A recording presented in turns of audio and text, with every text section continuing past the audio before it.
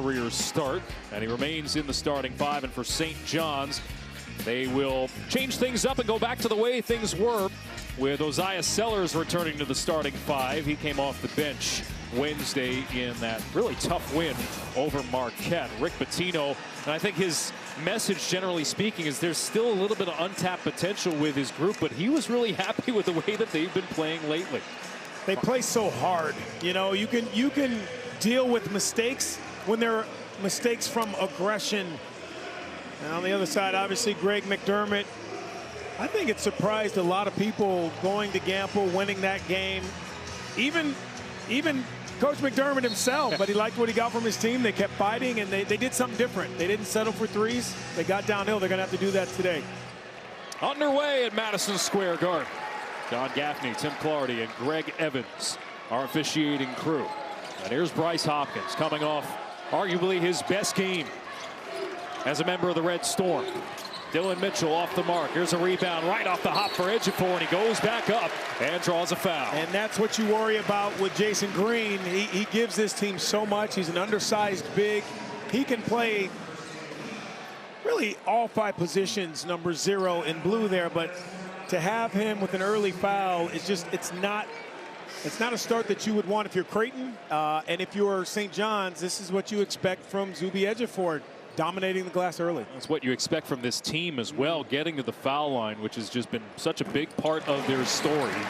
Top 5 in the nation in free throws attempted per game. And Ejiofor, the odds-on favorite for Big East Player of the Year at the foul line. He leads the team in scoring, rebounds, assists, blocks. He really does stuff the stat sheet for a guy who is their star. Pressure right off the hop for St. John's. I like that. It's all about speeding up the tempo. I think, though, Creighton is going to have to play a little bit faster in this game today. We saw that. You watched that UConn game that Creighton won. They kept the pace, kept the tempo up. They created it early. They went shot for shot with the Huskies all night on Wednesday. Step back three, Nick Graves coming off that big performance.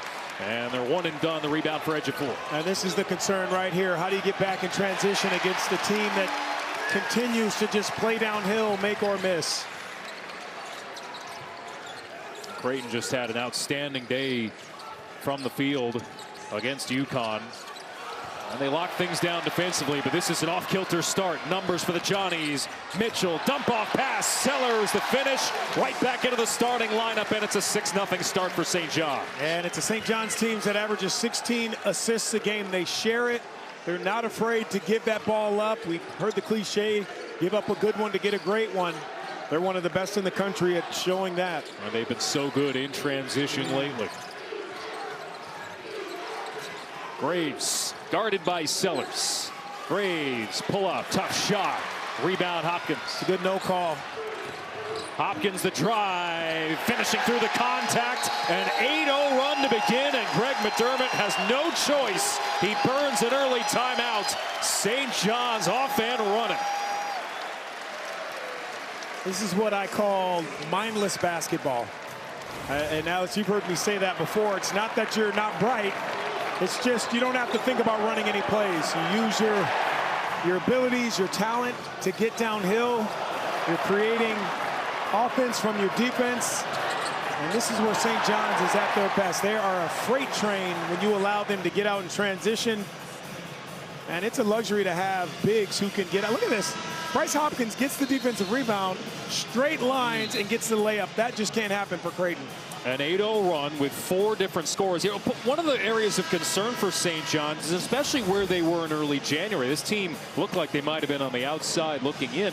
Was they didn't have a true point guard. They had all these different guys who had experience at that position, who could distribute the basketball, but how are they going to work in this pointless system? And so far, it's proven to be pretty good in conference play. When you play like this, you don't need a point guard. You know, you just need able ball handlers, and we've seen that already from their forwards, breaking out, busting out, and getting downhill.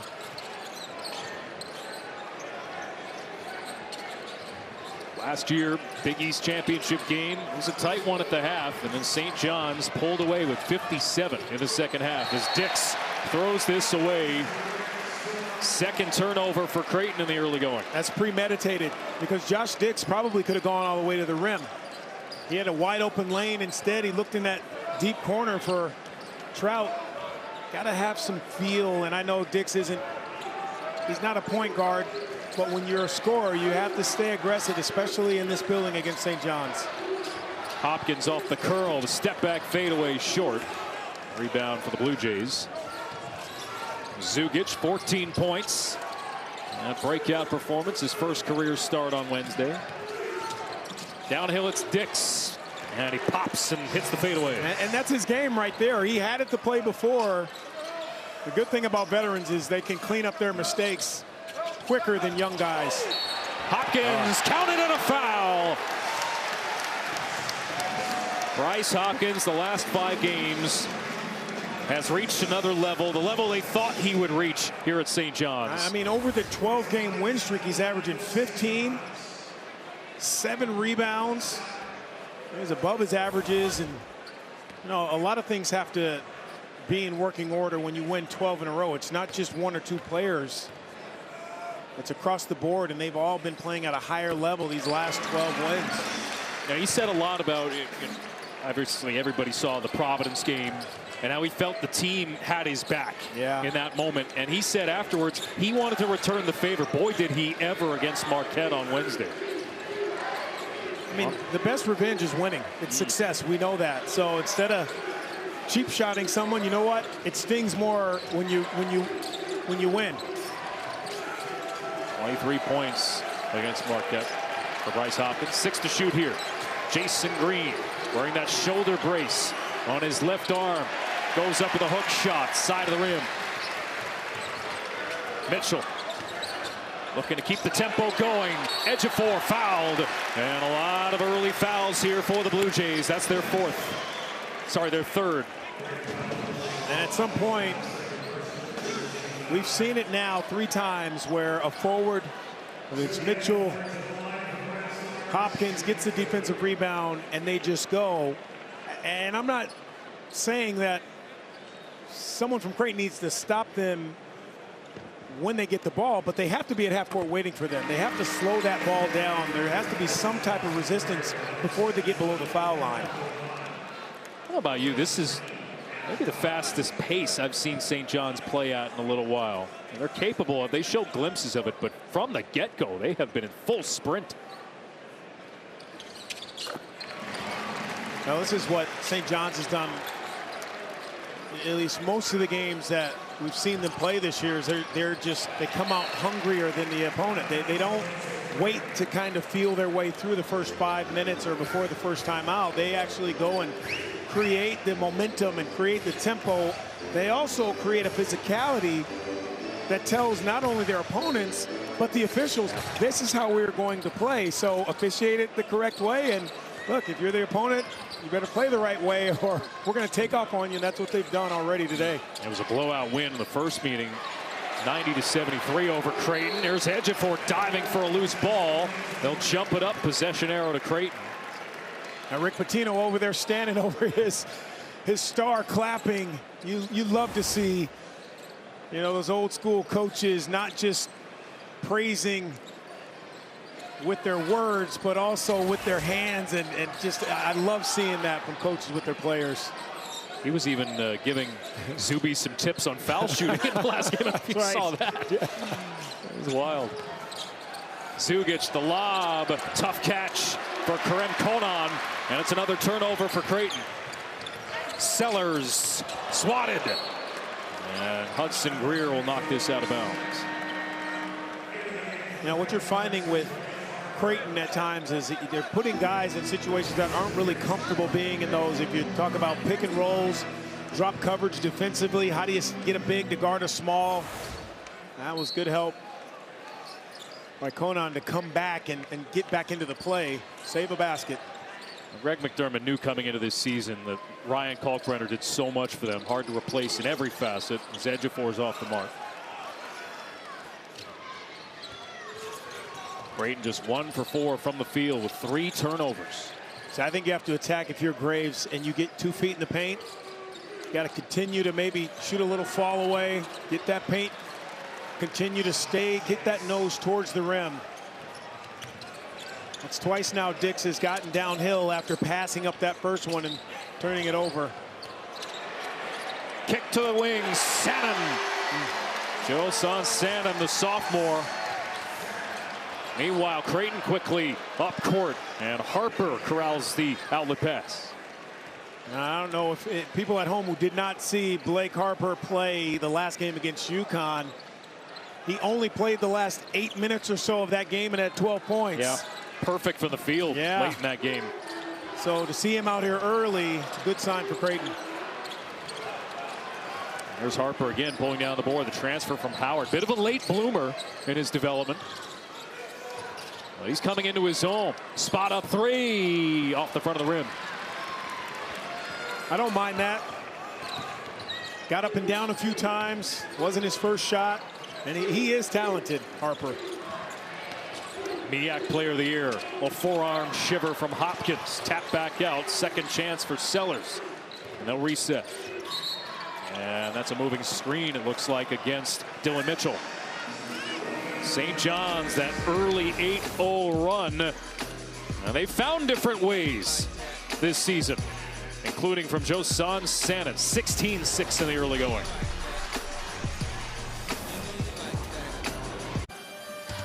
Fox College Hoops is sponsored by Jeep. There's only one. And by Best Western Hotels and Resorts. This is the fourth Madison Square Garden in New York City. Used to be downtown at the actual Madison Square, one on 49th Street. And here, between 33rd and 31st, between 7th and 8th Avenues. And they've tried to play a lot more games here, St. John's, the last couple of years. You see their record at the Garden. His first season, Rick Pitino, talking about restoring fan confidence in the program. He said for a long time, quote, we lost the brand. You know, Lou Carnesecca has been gone from coaching a long time. So we got to build the brand back, and then the people will come back. Well, it took a little bit of time, but this is the third straight 20-win season, and they have been filling this building up. I give the team here at MSG a lot of credit because it's not just Knicks playing here. It's not just NBA. It's not just NHL. There are other events. There are concerts. There's a lot going on in this building to be able to schedule all of these things, especially college games. I mean, it takes a lot. So when you hear that from Rick Pitino, he's putting pressure on everyone. Yeah. Out of the inbound, it's Owen Freeman. Nice pass. And underneath, it's Hudson Greer.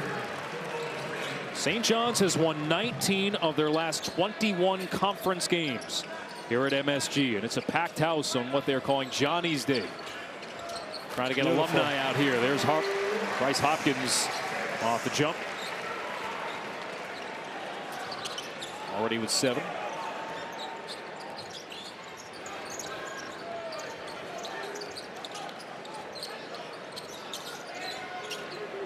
Graves, top 10 in the Big East in assists coming into the day. Guarded by Dylan Darling, checking in for the first time. The undersized guard has made a big impression in New York. Hopkins deflects the loose ball. It's Darling diving for it, and he's able to shovel it ahead for Leftopoulos. Now we're going to call a foul. I think that's a carry on Lefty. I think he was expecting some contact. You'll see it right here. I love guys getting on the floor. Darling, of course, you're always going to see him on the floor in games multiple times a game, but it's a little contact, a little carry. Put it back down. Good pressure by Graves. Good call. Yeah, good call on that. Leotopoulos, who had a big game against Creighton earlier this year. There's Darling with the block. Ball out of bounds. And it goes back to St. John's. This kid is something special, Dylan Darling. A little bit too much of the double clutch. Go straight up. You know, you hang in there. You're not the biggest guy if you're Nick Graves. Sometimes you got to get that body. You only have a split second to get it off. You hang. Now Ruben Prey comes over, and you called it. Dylan Darling has been a stud.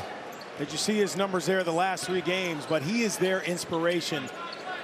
And you could also say he's their glue. He just keeps everyone together, knows his role. This is going to be a foul on Ruben Prey away from the ball. Yeah, Ruben Prey doing a little bit too much. When you have a size advantage down there, instead of putting your hands behind you to hold the little guy, put your hands up.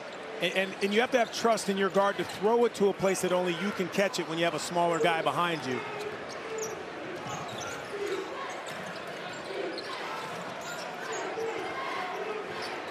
Creighton going into their deep rotation. Ty Davis and Owen Freeman. It's popped away, kick ball. Leotopoulos kicking it away. And what you need to do when you come into this building and you're playing against St. John's, especially a St. John's team that obviously is a national power now, you have to play with confidence. You have to stay aggressive if you're Creighton. You can't come in the game as a starter, as a bench player, and just kind of meander around. You have to force your will against the St. John's team in this building. You're passive, boy, it's like blood in the water. They are sharks. Dix off the mark from 3. Rebound Leotopoulos, who's turned into a player that they've utilized more and more. Entry pass, Prey, tough catch. And it'll go out of bounds. Nice help by Harper. He was on the ball. He saw the pass float in the air. He backed up. You don't normally see that by guys pressuring the basketball. They turn, they look, and now it's too late. That was really good help by Harper. You talked about it. He's playing catch-up. We talked to Greg McDermott before the game. Harper started playing basketball as a senior in high school. Only a sophomore here. No miscommunication. The turnover from Darling. Bounce pass and a foul. That's the second for Prey. And about a minute.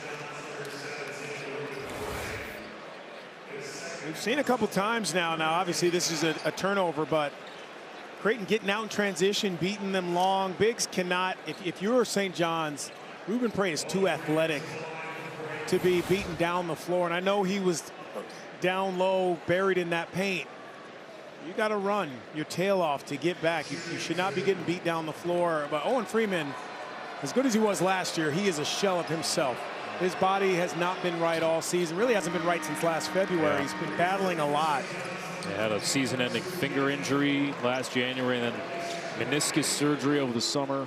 I mean, he initially went out in February, Alex, and didn't do any really basketball activities until this past October. That's a long time to be down.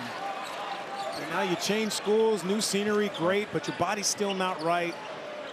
He was a good scorer for Iowa. Terrific. Edge of 4. Calls his own number. But I like the idea of making him a mid-range jump shooter, but you have to contest it. You can't stand there and watch him. He's just too proficient at knocking those shots down. Leotopoulos a little grab.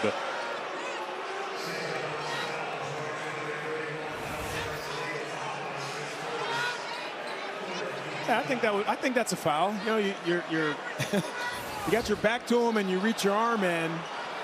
It's a good call. I don't think the St. John's fans agree, but they didn't get to see the replay like we did. They don't show those on the Jumbotron. They don't show the bad ones. Dix draws edge of 4. Harper kicks. Greer extra pass. Look at the closeouts. Yeah, Mitchell coming over to help close. Wow. That's contested in the corner. Freeman picks up the loose change. Couldn't finish underneath. Even that, Owen Freeman just tentative on the finish. Those you got to dunk.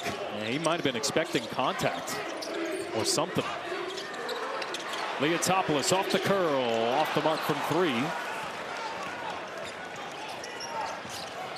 Dix with the outlet too tall for Freeman. A double-digit lead in the early going for St. John's. Deep rotation for this Johnny's team in the last couple games. And they're showing it in the early going here at the Garden.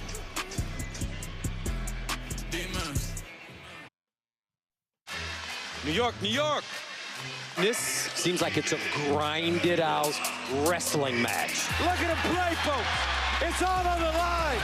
Oh, my goodness. Ow! What? This place is a madhouse.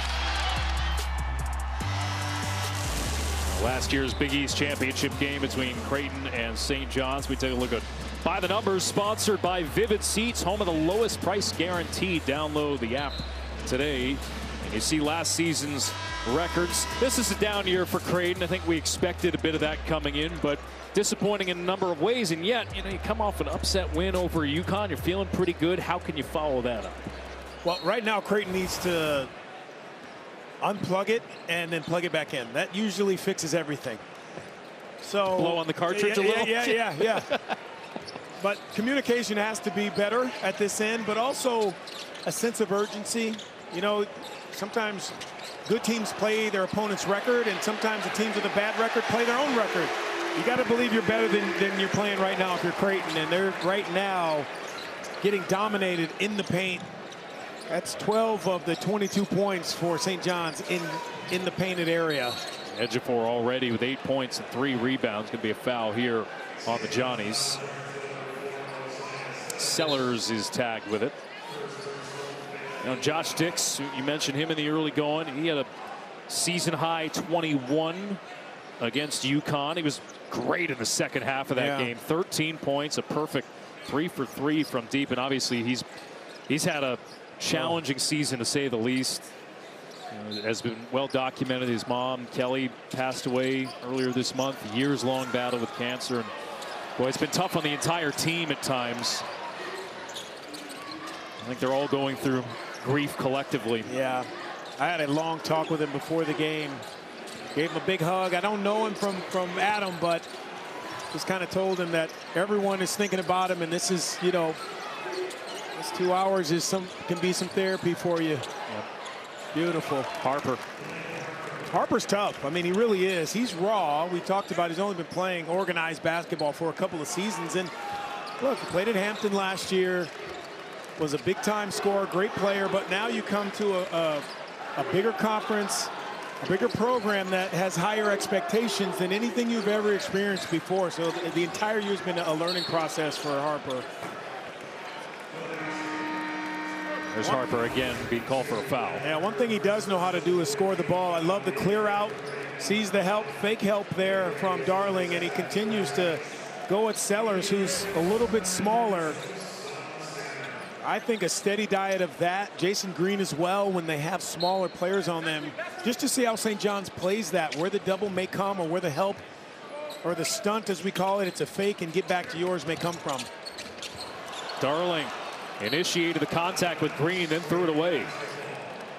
So a little bit of a lull here if you think about what's happening on St. John's side. This is a great time for Creighton to now, you gotta fight through what you've gotten to this point. You got 6 turnovers, 5 made field goals. Be a little bit more sharp and try to cut into this lead while St. John's has slowed down a bit. This is the top volume 3-point shooting team in the league, and they've yet to hit one this afternoon. Averaging more than 10 per game from deep. Trying to go to the low post here, and Freeman kicks it out. Zugic, that's a 3. That's a big one. It's good to see that go down. Not just for Zugic, but for the entire team. Knowing that the lid is off a little bit. Sannon. And he's unable to get the roll. Now Creighton looking to ratchet up the tempo a little. Zugic off the crossover. Leotopoulos guarding him. Wild take, and it hit the top of the backboard and the shot clock, and it wound up being called out of bounds. Back to St. John's. I do like that, though. Zugic trying to attack. It's going the other way, but now you have an opportunity to get back, get your defense set up. We've seen them before, jump in the air, throw it, and now it's a pick 6 the other way. At least you're attacking one, and you get to get back here and get set up. Well, against the Huskies earlier this week, it was the lockdown defense late in the game that was the difference. I know they're going shot for shot early, but UConn struggled for the floor late in that game. Yeah, they just knew who to attack, whose feet to attack defensively. Creighton did a nice job. Speaking of, as they go right at Sannon. Zugic, a touch pass to the corner. That's unfortunate. Unforced error with Harper stepping out. It happens a lot, especially with younger players, because when they catch it, their pivot foot is down, but their push-off foot always goes behind them, where you'll know when you get to that next level, That pivot foot works as your push-off, so you're going forward and not stepping back first. 6 turnovers now for Creighton. Sannon on the take. Easy. Just too easy. No help, no resistance on the curl. There's got to be someone stepping in. And you got to continue to trail hard. Rick Pitino said he wanted to give him that spot start to help engage his confidence a bit. Seems to have responded well. Zugic lines it up and knocks it down. That's a couple of threes for the junior from Montenegro. And a timeout is called by Rick Pitino. The lead has been trimmed to 6. Josan Sannon, great athlete. Can stroke it, but look at this. Really nice pick by Zuby. Easy in the paint. No resistance. And the other end, you got to fight through these. You got to switch or get over it. Got a good one here in the Garden.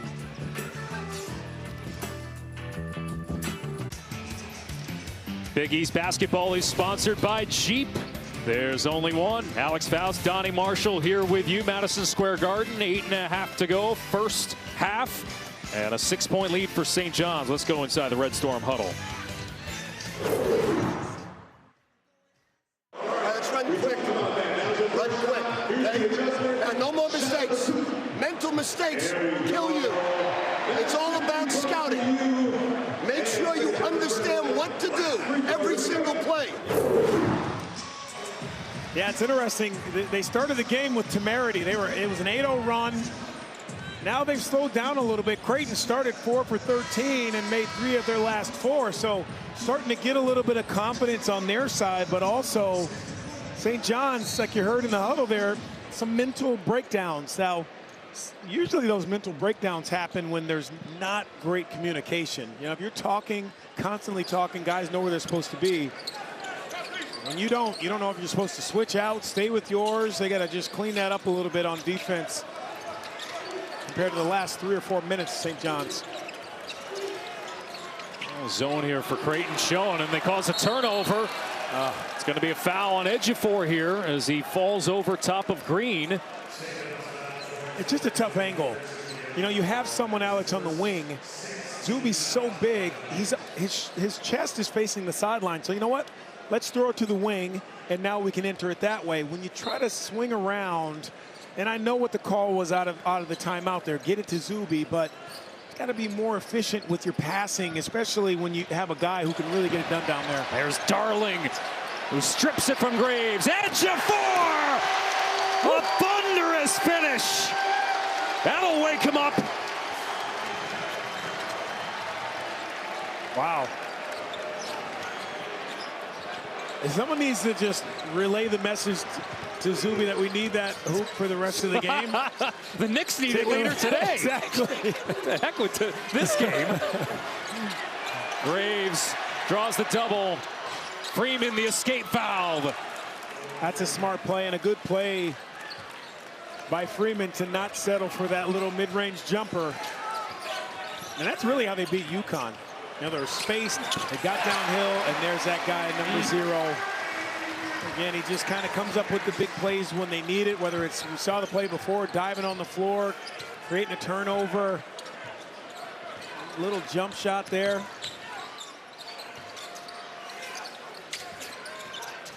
Zugic with the ball in his hands. There's an injury here away from the ball. Nick Graves is shaken up, and they stop play. You know, Dylan Darling doesn't do a lot of his stuff with great athleticism. It's just timing. He's a good athlete, but a lot of his big plays are timing. Sees you put that down. He times the dribble, throws it ahead, always keeping his head up. Uses that screen so well. Nick Graves, that may be where the injury came from. If you run into a Zuby or a Bryce Hopkins screen, that would smart a little bit. Dix having to peer around Mitchell, finds Zugic in the corner, and another triple. And the lead down to 5. Great, just chipping away here. Got to know the scouting report. Zugic wants to pull up over there, especially on those out-of-bounds underplays. Sannon short from 3. Zugic looking ahead. He'll push the pace. It's stolen by Mitchell. Counter for the Johnnies. Sellers on the take. Counted and a foul.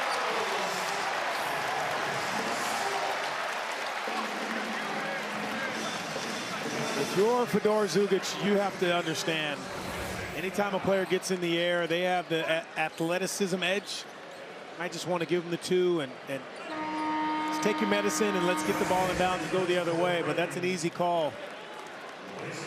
It's great athletes on the St. John's side. They get out in transition. It's a wrap if you are not coming up with a big block at the rim. Isaiah Sellers, who came out of the starting lineup for the first time all year on Wednesday, but he's been an under-the-radar contributor. Now, I never had a problem. You know, people say, would you rather start? Would you rather come off the bench? I think when you come off the bench, you know your role is, you understand what it is better. You go in there to heat it up. You go in there to change the momentum. You go in there to be an offensive force. Starting's great too, don't get me wrong. Loved being a starter, but you just have a more defined role when you come in off the bench. So I think he's really taken a hold of that and understood that I have to be aggressive offensively. And getting a pat on the back by the head coach, never a bad sign. Ty Davis is the front end of a 1-and-1 after Sellers picks up his second. Creighton, a pretty good foul shooting team. It's 75% on the season.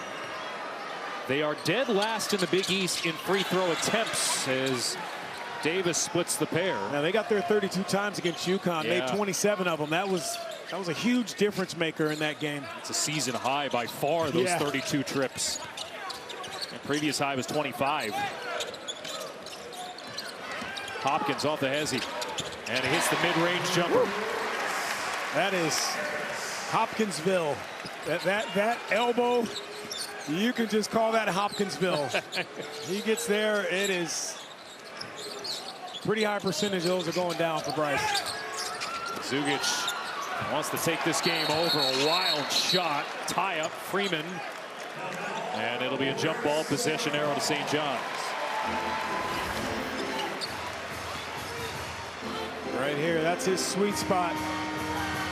Mark it down. You know those church bell awards they've been handing out after the whole Dylan Darling thing? Well, Hopkins has won the last 2 of them. Yeah. That's good for him. I know I've mentioned it a lot, ad nauseum probably, if you've watched these St. John's games, but he only played 17 games his previous 2 seasons before this year. So this is the most he's been on the floor in a long time in terms of start to finish during a season. Hitting his stride at the right time. Foul on the floor here. Zugic picks up his second.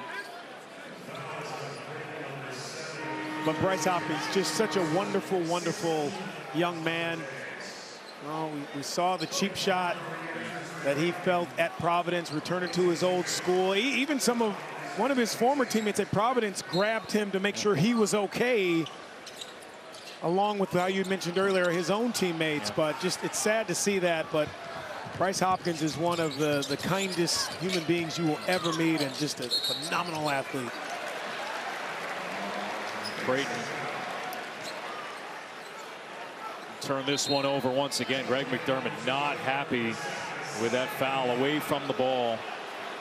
Yeah, you don't see Greg McDermott getting that animated a lot, and that's an illegal screen. I think refs have to clean that up. I think they've gotten sloppy with not calling those. Those dribble handoffs, you turn sideways, you lean into those screens up top. Darling got hit twice, and the second one will be whistled.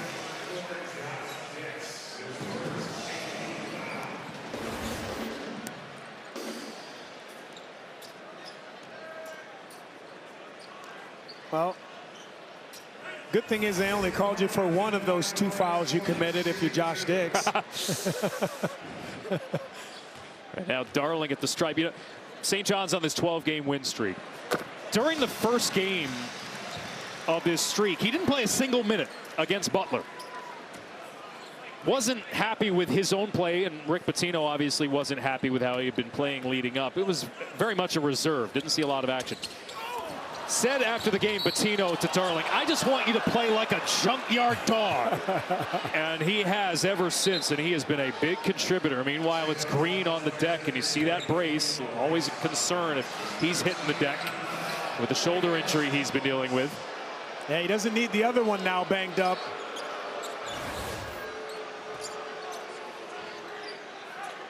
I mean, Jason Green has been a workhorse, to say the least, for this Creighton team. He can play and has played every position for them. You'll see him as the roller in pick and rolls catching lobs. You'll see him as the ball handler. I mean, and you see that one shoulder, that left shoulder, he's played through that. It's hard. One of the hardest injuries to play through is that shoulder, especially when you're a physical player like Jason Green. It's going to check out here. And so Harper is at the stripe.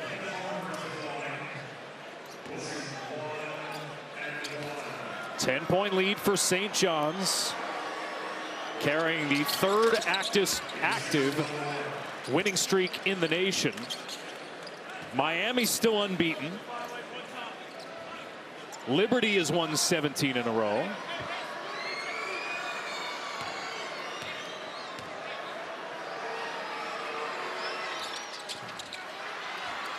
Free throw rattles out. Yeah, Travis still getting it done at Miami of Ohio. 27 games straight. That's pretty special. And I know their strength of schedule is not great and wasn't early season, but still 27 wins in a row is 27 wins in a row. Davis with Darling coming back to defend and to break up what would have been a fast break. 27 wins in a row is 27 wins. Wow. Really good work there. Both ways. Full send from number 0 at all times. Greg Evans is just, he's got to work on his foot speed. The official. He's got to work on that lateral movement, Greg.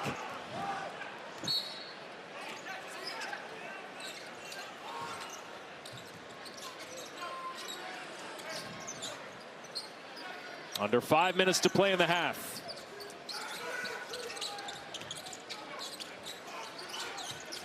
Creighton just trying to stay within touching distance here. Greer for Freeman. Trying to back down his man and Hopkins. And a jump hook finish. I think they may have found something, Creighton. If you can keep guys spaced, they're not going to double down there. It's going to be one-on-one. If you can get Freeman in a good spot, give him some room, let him go to work in that paint. Darling for Mitchell, slicing down the lane. Boy. Lays it in with a left. I mean, he plays with an NBA type efficiency. He's got length, he's got all the attributes that you can't teach. Dylan Mitchell, I mean, he is an NBA player, without a doubt. Popped around, and Leotopoulos saves it. Mitchell, who didn't attempt a single shot against Marquette. He finds Ejiofor, who draws contact. And we have a timeout on the floor. St. John's in control in the early going.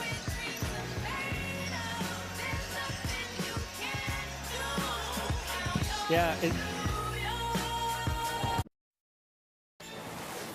Rob Snowden studio. Coming up on the Jeep Halftime Report, we'll ask if St. John's and not UConn is the best in the Big East. And the NCAA just revealed its current top 16 seeds, the surprises and key absences discussed. Alex Donnie, we'll see you guys at the break. Urgency to, yeah.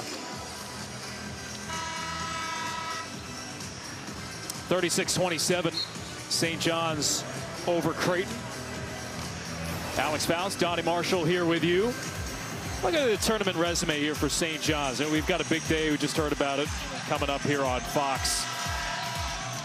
But the Johnnies and where they're at right now, this doesn't look bad, right, on paper, but that loss to Providence looms large. They're the only team in the top 25 in the net with a quad 3 loss, and that might hurt their hurt their potential seeding. And that's a loss at home, too, so it really does.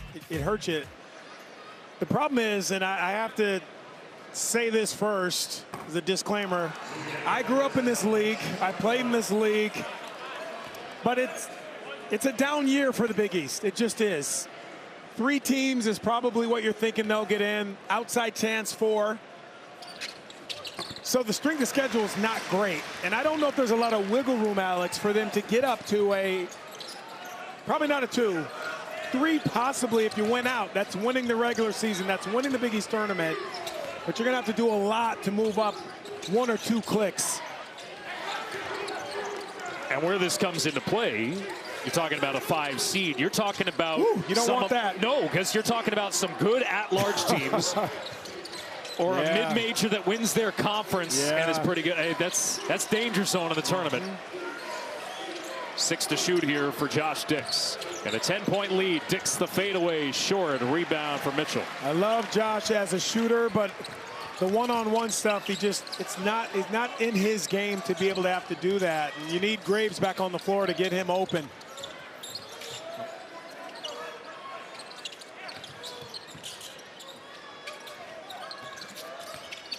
There's Darling. Darling pops from mid-range.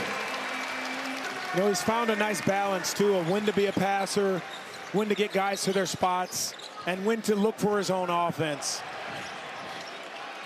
It's just such a pest on ball. Freeman, the curl, the step through, the block from edge of 4. And an outlet that's just in front of Hopkins.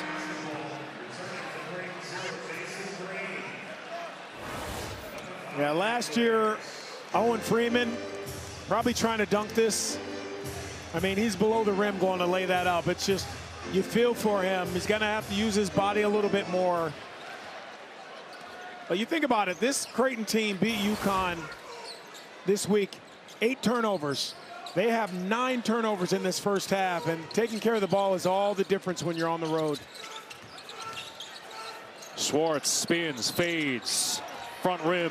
Rebound for Mitchell again. Yeah, one of those guys who's been on double secret probation, Schwartz. They're going to need him to show up for them today. Edge of 4 will gather once again.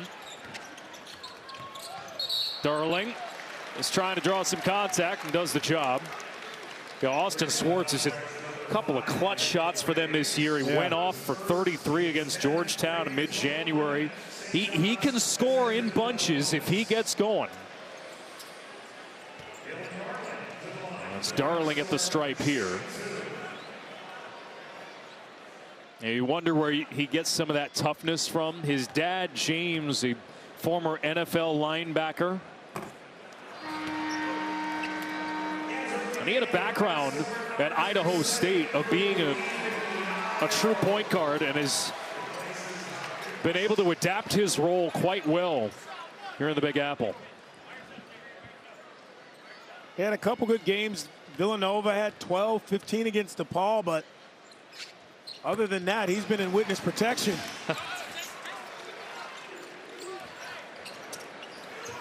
Hopkins sitting. Largest lead for St. John's.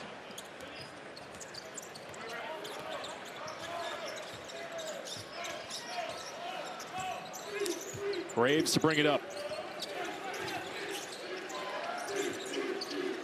See if Creighton can chip away here late in the half. And another shot off the mark. Creighton 0 for their last 5 from the field. That's just a tough one. As soon as you come in, went out with a little ding, and you come in and shoot a deep one. That was an NBA 3 by Graves. Green ahead to the front court. And Schwartz. Leotopoulos guarding him. Swing pass to Green. And Green navigating the paint. Dishes off. Freeman. Back out to Graves. Extra pass, Dix. And he picks up his dribble and nearly throws it away. Graves is hit on a 3. They don't call it. But St. John's tightening up defensively. Alex, that was a wonderful possession of defense. That focus for St. John's there, forcing an impossible shot. And that pass is so hard. They get bailed out with the foul, but you can swing that once or twice, get a better angle to throw it inside there. Look, you're nitpicking a little bit. You're up pretty big, but I mean, this could have really been a call on Graves. Remember a few years ago, that was a point of emphasis, an offensive foul, kicking that leg out. Yeah. Good no call there. Wonder if they cancel them out a little bit. I like the no call versus calling an offensive on that. I really do. I think that when it was an offensive, just slowed the game down, junked it up too much, and it really did continue to put the officials in a box.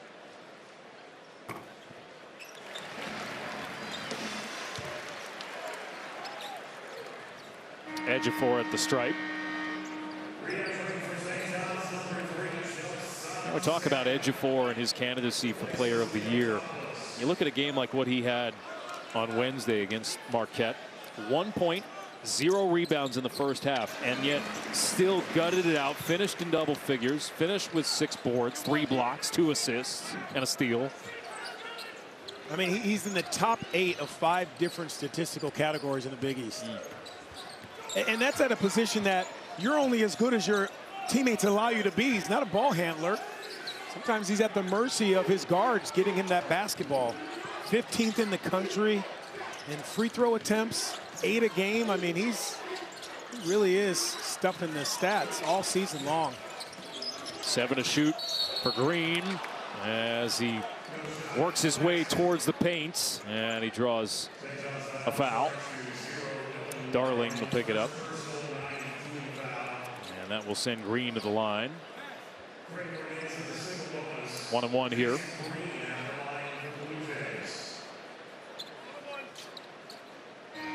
Hopkins getting ready to check back in here. I thought it was interesting talking to Coach Pitino before the game, asking him about Zuby, Ejiofor, and you know, one of the characteristics that stood out most to Coach Pitino was scouting, the scouting report. Said Coach Pitino would relay a message to the team, whether it be in practice or in a timeout, and he was the very next voice, almost cutting Pitino off, and probably the only player that Coach Pitino would allow himself to be interrupted for.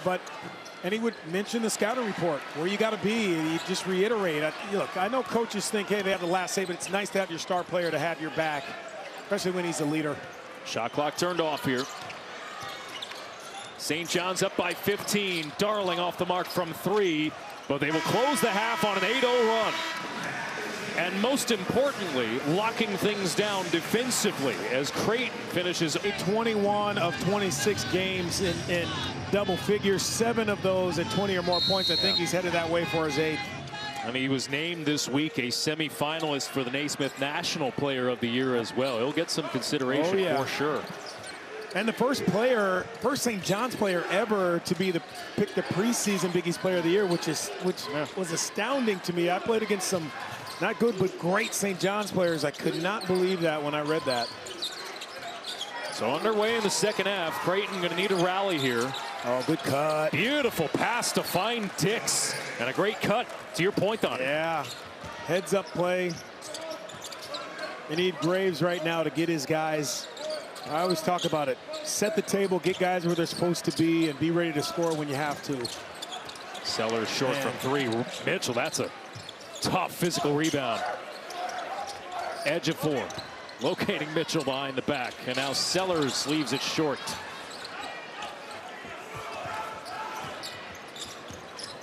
Zugic leading the way for Creighton with 9 points, all of them from 3. Ejiofor sizing up Graves. Ejiofor stuffing the stat sheet the first half. Good job by Sellers, though, pushing Green out to that logo, get him away from the basket. Isaac Trout, haven't mentioned his name yet today. And he's sometimes a matchup problem. Really did a nice job of pulling Terrace Reed away from the basket in that UConn game. And he can be a really tough three-point shooter as well. Mitchell off the mark. And a rebound pulled down by Dix. Fed to the corner. Zugic. No. Trout knocked out of his hands. Zugic, right place, right time to reset.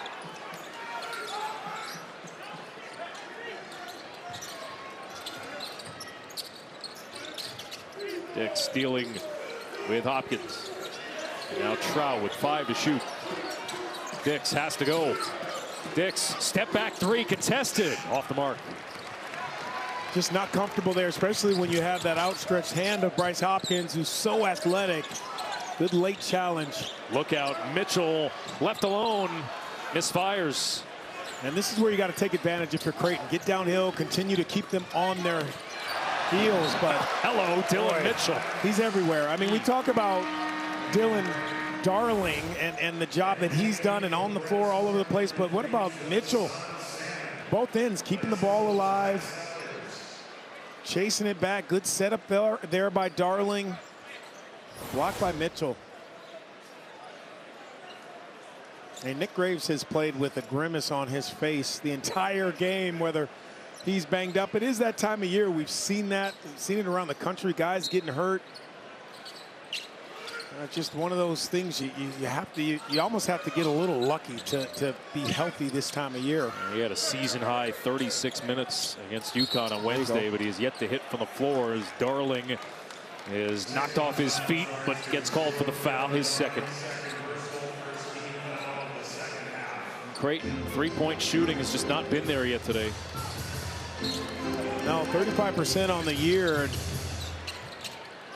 Just the looks have not been open. The turnovers have really hurt them, though. That's their 10th of the game.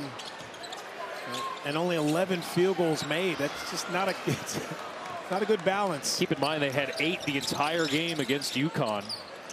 Graves, that's his first make of the afternoon. And it trims the deficit back to 10. And it's a small thing. It's big for Creighton, but it's a little thing because now Darling's going to have to respect it a little bit. It's going to stretch their defense out and maybe create some lanes for Creighton to get to the rim. Hopkins draws a foul. He'll head to the line for 2. I think this is how you combat Darling. You get him on his heels and then you pull up. You use that elevation. Graves has to do more of that, but the shot selection has to be more efficient. It has to be a little bit more intelligent. You do have to search a little. I always think that's a difficulty for the guards playing against St. John's because they're so athletic, they're so long. They force you to speed up a little bit because they do play with more pace.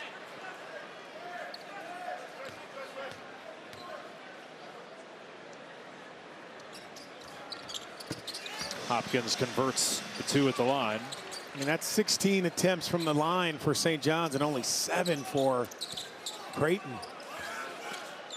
And we talked about how much that changed the complexion of their upset win on Wednesday, but they've not been able to follow it up.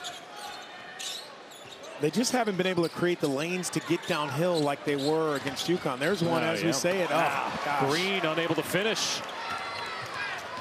Struggled against UConn, and that's continued here today. Deep 3, Sannon, no.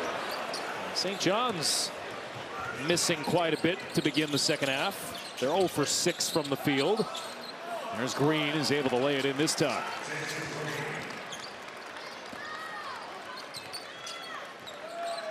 St. John's up 10, and they are 1 of 8 from three-point range. We've seen them in the past win games without being a great three-point shooting team, but they're different this year. They have some guys who can knock it down, just haven't seen it today. Sannon from mid-range. Three-point shooting was a big part of their story when they lost in the tournament to Arkansas last year. Just 2 for 22 in that game. But to your point, they've got 4 players on the roster shooting 35% or better from 3.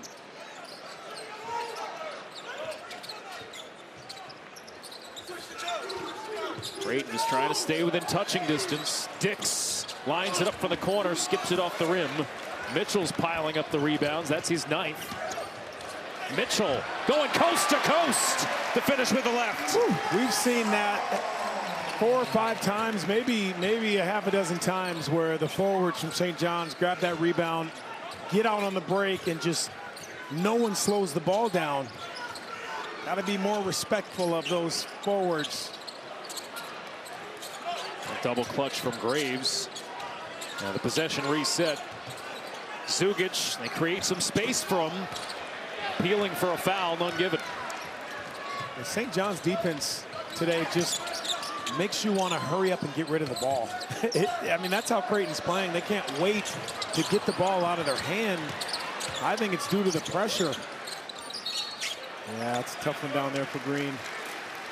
Winds up grabbing Ejiofor. And the lead is 14 after this coast-to-coast layup from Mitchell. Yeah, gotta, I don't know. Throw a shoe at him, something. Take your jersey off and cover his eyes, something. Get in front of the guy. That's a vibe. Oh, it's a vibe. Now the college basketball crown is back this April. 8 teams from the top conferences will put it all on the line. Live from Las Vegas. Only on Fox and FS1. You can buy tickets now at vividseats.com. Last year, saw teams that kind of use that as a springboard to this season. If you want to win next year, you better play in the crown. Because it's got a track record already. Some pretty darn good teams played in that last year.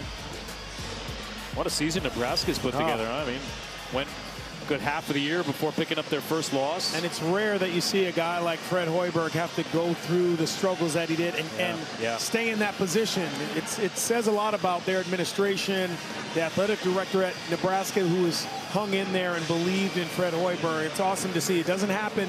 It's very rare in college basketball. I mean, really rare in all sports today. Meanwhile, Creighton just down the road, where they're trying to find any which way to put together a run here. They have not won back-to-back games since December. They have not won back-to-back games in conference play at all this year. Yeah. And I know they can move into 4th place in the Big East outright with a win here today, but that consistency has been hard to come by for this Blue Jays team. I wonder if they might be a team that goes in the crowd and tries to use that as a building block with a younger team. Wow. That's an and one underneath. You know, Sellers is another one of those kind of rangy players if he's not knocking down shots. Watch him just coming out of the right side of your screen, sneaking behind. Keep that guy in front of you a little bit. Just hides behind Dix, but again, it shows you the passing prowess that the St. John's team has. They share the basketball. They're very unselfish. All but 6 of their field goals today have been helpers. And how about the defense out of the inbound?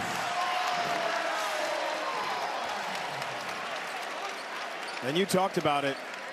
Creighton has struggled to put together a coherent stretch of plays on either end, offensively or defensively.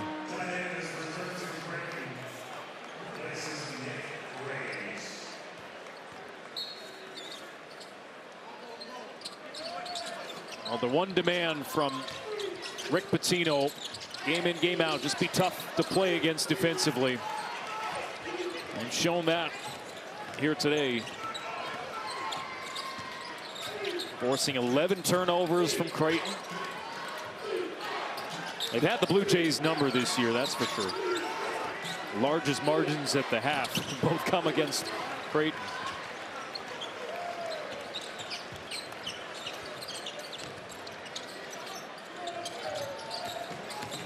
Sandin probing, bounce pass, Ejiofor goes up strong. I mean, you add power, toughness, speed to a team like St. John's, and then throw in there the offensive sets that they're able to run in the half court. It's really what's catapulted them really to the position they're in this year. And they've got a veteran, couple of them really, at the heart of it all. Ejiofor, the senior from Garland, Texas. Man, it's just a nice drop off. Late with the help, but pretty good D. Zuby Ejiofor is just too powerful when he catches it that close to the basket. You mentioned that Zuby, the preseason player of the year. If he wins the Big East player of the year this year, it'll be the first time St. John's has had a winner in back-to-back years since Chris Mullen won it 3 times in a row in the mid-'80s. Wow. It's crazy to think about. Last year, of course, it was R.J. Lewis winning Player of the Year.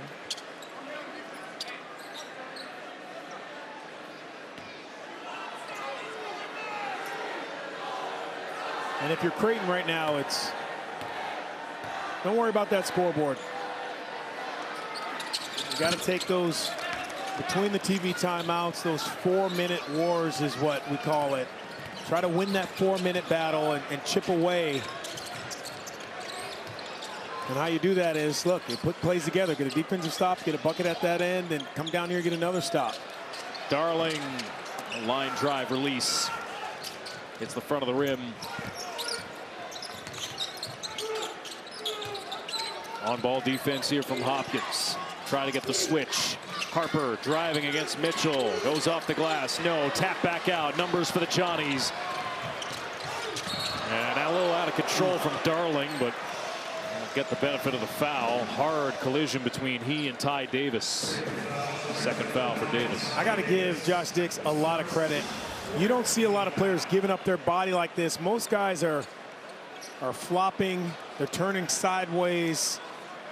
That's a tough take right there where you just say, I don't care. I'm giving up my body. I don't care what the score is.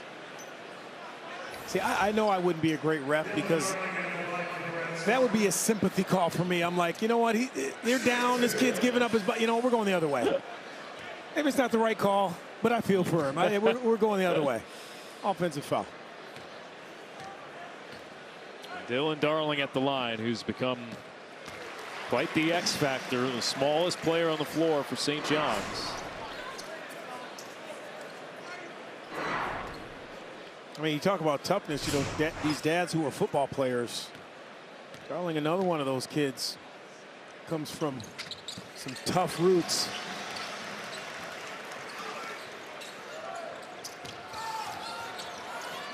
Harper running the baseline. And he's able to locate Freeman in the front court, but Creighton unable to take advantage of the numbers. You got to go. You can't dribble out to the wing.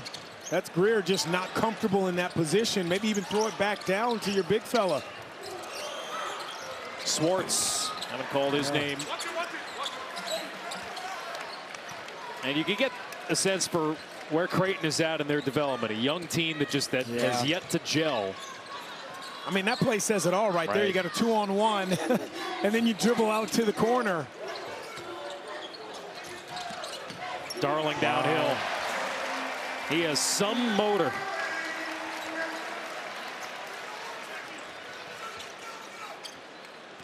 Well, that's the next step for a Creighton team that looks like they're going to miss out on a 20-win season and an NCAA tournament bid.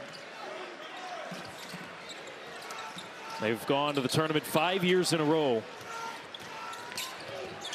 Popped away from Davis. Numbers for St. John's on a 3-on-1. Hopkins with a soft finish. You know what I like about that play? You got a big lead, and Mitchell doesn't throw an alley-oop. You know, you just be solid, get it to your teammate, let him go finish. I know some people would want a big finish, a loud finish, but I like that. Get the 2 points, pile it on. Awesome here, sharing the ball, Dylan to Dylan, and another one from Mitchell to Hopkins. St. John's in control.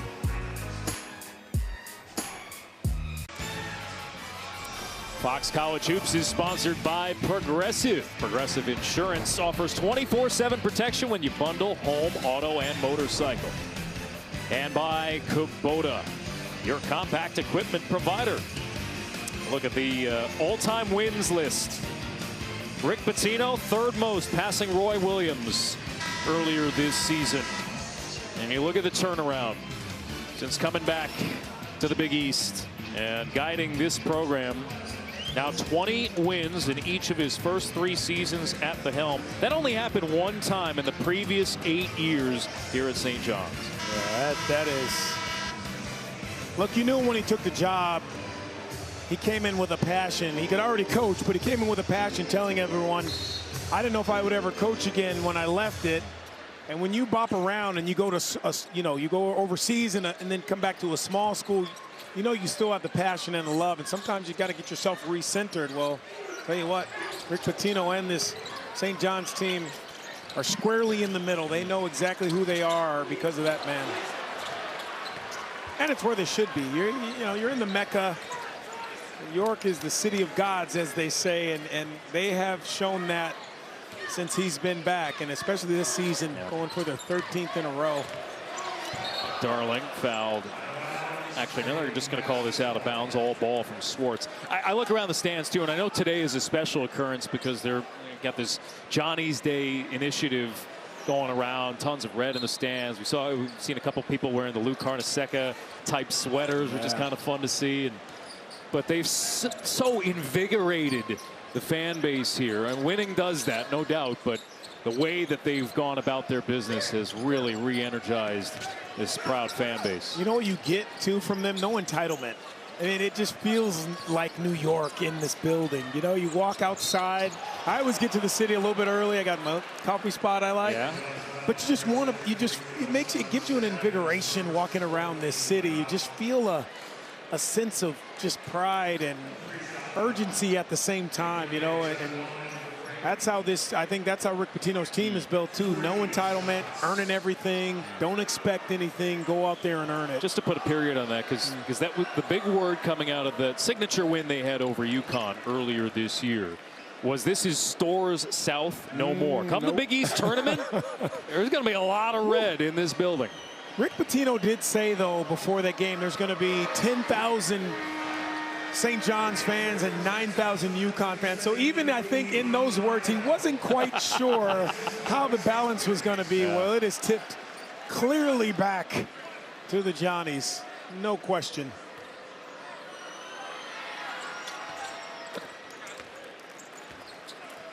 Creighton, in their hopes of building on their upset over UConn on Wednesday, it's fallen flat. 21-point lead for the Johnnies. And now, just to slow the bleeding a little bit, they go to a zone 1-3-1. Darling can't slow him down. You know, sometimes when you talked about it earlier, having a new team, a young team, they think you get in that zone, it's a time to rest. I think you got to work even harder. Your work rate has to be higher in the zone. Another steal from Darling, another run out for the Johnnies. Mitchell caught at the rim. A little awkward fall. Just took off a little bit too far out to dunk that. Probably could have just laid it up, but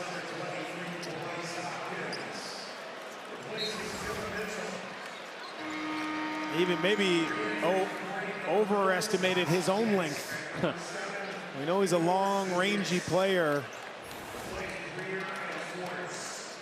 Just has been such a wonderful piece for St. John's.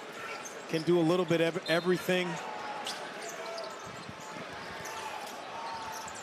Well, that's where the real hope is for this team, is that they don't become one-dimensional come tournament time.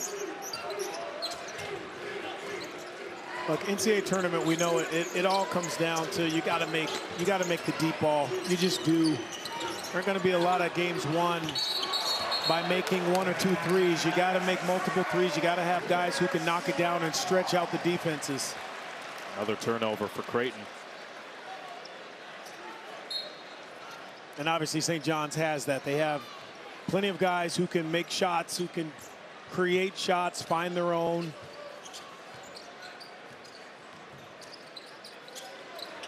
Ruben Prey gonna give it a go. That 8 for him this season? Yep. He shot it like it was his 88. Right. All smiles all around the Garden this afternoon. Zugic kicks it back out, and Graves is short from 3, and this poor shooting afternoon continues for the Blue Jays, especially in the second half. Just 3 for 15 from the floor. Ruben Prey, sophomore from Lisbon, Portugal. Yeah, we said this earlier with Zubi Ejiofor. You can dare them to shoot it, but at least you have to run at them. You can't just allow. Guys work on this every day. I don't care what position you are in college. You're working on that. So to allow him just to be in the middle of a shooting drill with 9.5 minutes to play is just not going to bode well for you defensively. You got to run at guys, contest a little bit.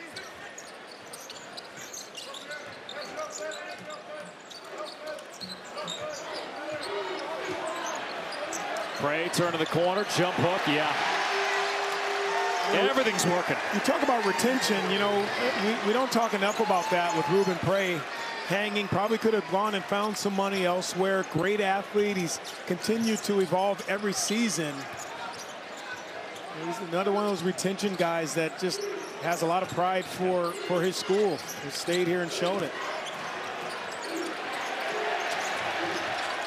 Bounce pass, Dix, tough look. Nothing's come easy. Some of it self-inflicted.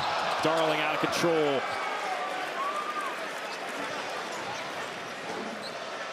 Creighton 7+ minutes without a make from the floor.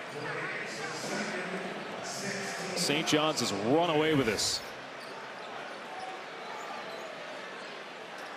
I mean, Dylan Darling he's showing him everything right now.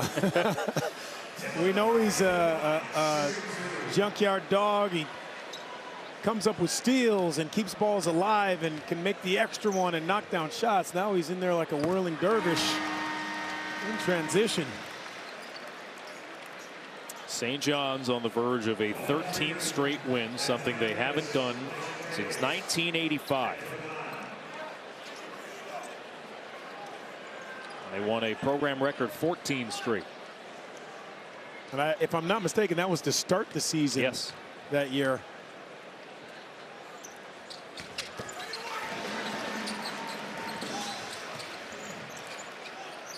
It's be going on 50+ days if they close this out since they've last lost a game. The 3rd longest active winning streak in the nation. And even in a down year for the conference, putting the nation on notice. Freeman left it short. I think we also talked about, Donnie, how these games are of incredible importance, given where their resume is at and given what seeding they're trying to get to at the tournament to avoid a tough first-round matchup. You got to take care of these games, and they're doing so this afternoon. Everything going the Johnny's way. Zuby Ejiofor get a breather on a Saturday afternoon on a 31-point lead. Big East basketball is sponsored by Jeep. There's only one. Alex Faust, Donnie Marshall here with you on a day that has belonged to St. John's from the get-go. 31 points lead. Creighton only has 38 points in this game, and we've got 8 minutes to play. Their leading scorers have all been shut down. I mean, that tells you the story right there. That's good scouting by St. John's. They knew who to take out of this game early. Here it was Graves. Now early, really one of the first plays of the game, Jason Green had a foul guarding Zuby and then just couldn't get it going offensively. But the defense of St. John's, look, when you win and you have a streak, expectations change. I think what St. John's has done really well in our conversation with Rick Pitino before the game is that nothing outside of the locker room really matters, and that's hard to come by in this city. It really is. You know, you're in Queens. You were the most talked about team. Look, everywhere you look, they're New York's team. And these young men have really figured out a way to continue to win and keep the noise out, stay together. Look, they're not done. They haven't really done much. And Coach Pitino will tell you that, but going on a win streak, there's a lot more that they have to accomplish. But going pretty well right now for the Johnnies. 31 points. Just trimmed to 29, but that's their largest lead in a Big East game this season. That's saying something with Creighton coming off that victory over UConn and not letting that carry over here. St. John's have handled their business. Yeah, it's hard not to kind of compare and contrast. You know, we live in a culture of comparisons, and when you look at the 2 top teams in the Big East, you start to think, wait, Creighton beat UConn at home, and now they come in and play this way against St. John's. I don't know if there's anything to read into that, but To me, it does say a lot. I'm not sure what. It's something that the UConn fans probably don't want to hear or acknowledge, but boy. And every game's different. We know that. These are two totally different teams, St. John's and UConn. And totally two different teams that we've seen the last two games from Creighton. Right. 15th turnover. St. John's has been active from the get-go defensively. Hopkins unable to finish through the contact as Prey skips it off the rim. Just looking at the stat sheet, too, 4 St. John's players in double figures as Trout knocks one down. That's his first make of the afternoon. Not a single Creighton player has scored more than 9.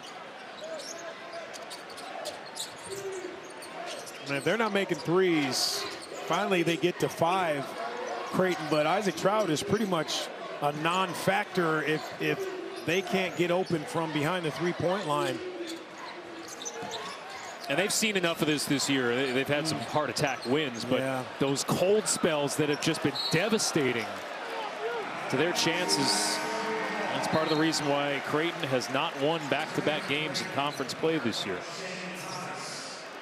Last time they won back-to-back games this season, December 22nd and 30th against Utah Tech and Butler.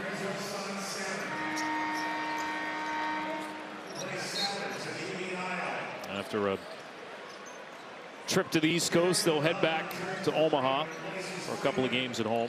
I think it's interesting as you look, 5:49 to play, 43 points for the Blue Jays, and there's going to be a challenge here, but they scored 91 points, Creighton, in stores this week. That was the most points scored by an opponent in over 20 years in that building at UConn. That is amazing. And then you turn around and you probably think, you know, talking to Greg McDermott, maybe some residual effects of that. We can bring it to here, and with that 8-0 run to start the game pretty much set the tone for St. John's. Yep. So while they conduct this review, we'll step aside. St. John's closing in on the finish line.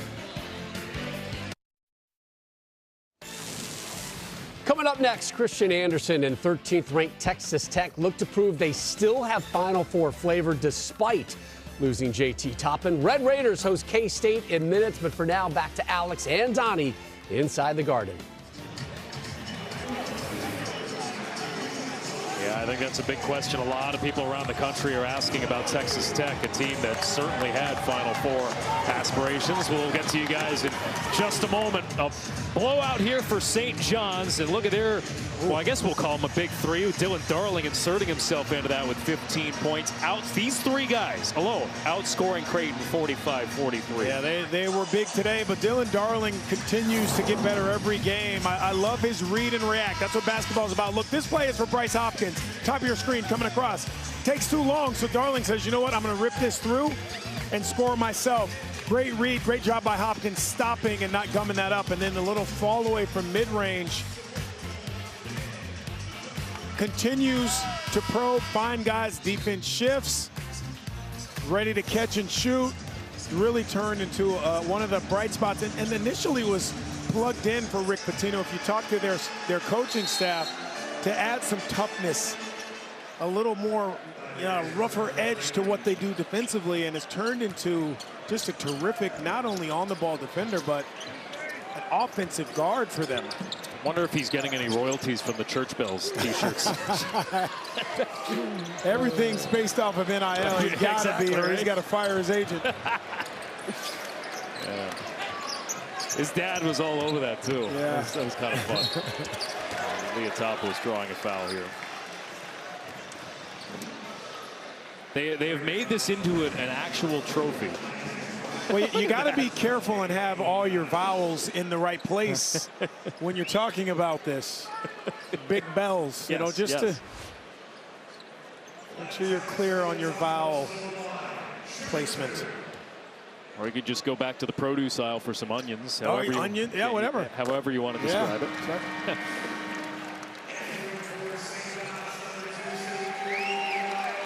They'll give Bryce Hopkins a nice hand here. Another double-double, back-to-back games. His only 2 this season. Yeah, he's been clutch even though the numbers haven't been eye-popping. You know, during this win streak, his numbers in the second half of games, shooting better than 50%.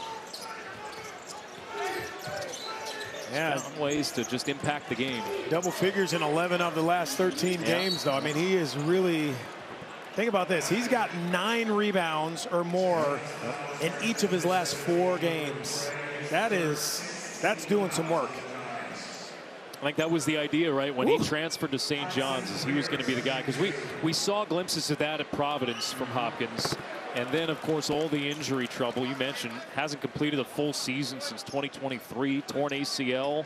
And then a setback last season. Yeah. He went more than 6 months without stepping foot on a basketball court until about July last summer. I thought he came back a little too soon. You know, when you have a coaching change, you know, sometimes, you know, things aren't always aligned, and you want him to get back as a player a little quicker. Your new coach is anxious to see you out there. But he's gotten it together now. And I tell you, this is such a wonderful piece. Anytime you're picked first team Big East and you really haven't completed a season the previous 2, that's the respect that the league has for you and the coaches and writers have for you.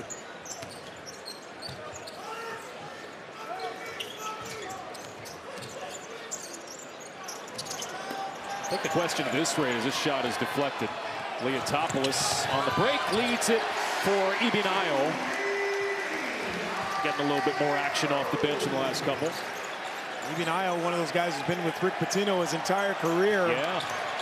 Doesn't get a lot of love, but he's another one of those kind of Swiss Army knife guys for the Johnnies. A good move. 50's the number. That's right. the lowest point output for Blue Jays this season. Rick Pitino's going to empty his bench here.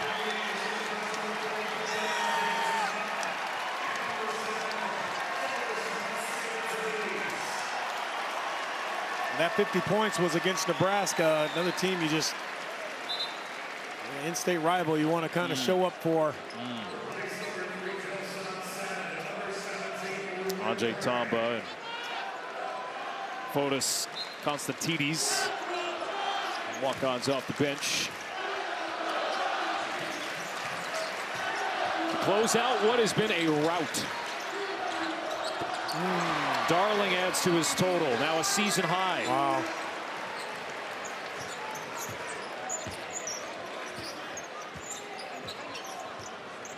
He gets in foul trouble from time to time, but boy, is he quite the X factor. I am curious, you know, as we're talking about big picture here with St. John's and where they stack up here nationally. Is there an area of concern still with this team as they come down the stretch in conference play? You know, look, no team is perfect right now. I would say, you know, closest team I would say to that is probably Michigan. You know, who's got all the pieces. They have all the parts. They know exactly who they are. But the way St. John's plays, when they can cover up a lot of stuff because they play so hard and because they force you to play a little bit faster. I think it's going to come down to, can they consistently be a good three-point shooting team? They're much better this year. When they dominate the glass, that's all the difference, you know, in their games. But they're right at 34% from three-point range, which is respectable. Just getting hot at the right time defensively. They've stepped up and put their stamp on a lot of these wins that they've had the last 13, especially. That's a big hand for Tamba.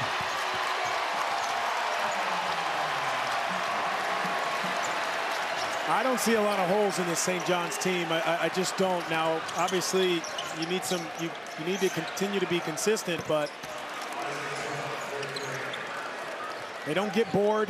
Some teams, when they have success, you see them getting a little bored with who they're playing. That doesn't happen with this St. John's team. They've continued to shake up their starting lineup, try to find different combinations. Rick Pitino keeps these guys on their toes. Tamba looking for more. Always love when these guys can get into a game late. Hit the score sheet. Foul here. Take a look at the upcoming schedule here for St. John's. They've got a couple of big ones. Of course, the rematch against UConn that you got to circle on the calendar. I think that Wednesday game against UConn becomes even more pressure-filled and important for both teams, but probably more so for UConn after, you know, the outing that Creighton has shown. And Villanova's right there, continuing to say, hey, fly under the radar a little bit. Kevin Willard's got them in a great identity place, which you don't see from a first-year coach in that position in his first year at Villanova. And then Creighton, look, you got to continue to, what makes Greg McDermott so good is he knows how to motivate his guys and find an inspiration to finish this season and almost get through it and say, hey, Big East tournament's here, new season, let's see if we can show some people what we're really made of. Rick Pitino and Greg McDermott, 5th and 6th in terms of wins all time in Big East history. Creighton will be back. Whatever slim hope of an at-large bid probably flickered out today. But the afternoon belongs to St. John's. A 13th straight win, 15 out of 16, the 3rd longest active win streak in the nation, and the longest winning streak for St. John's in 41 years. Wow. 81-52 will be the final in the next 1.1 seconds. There's the horn. Oh, it is Johnny's day indeed. They made a statement. They took care of home. This is a St. John's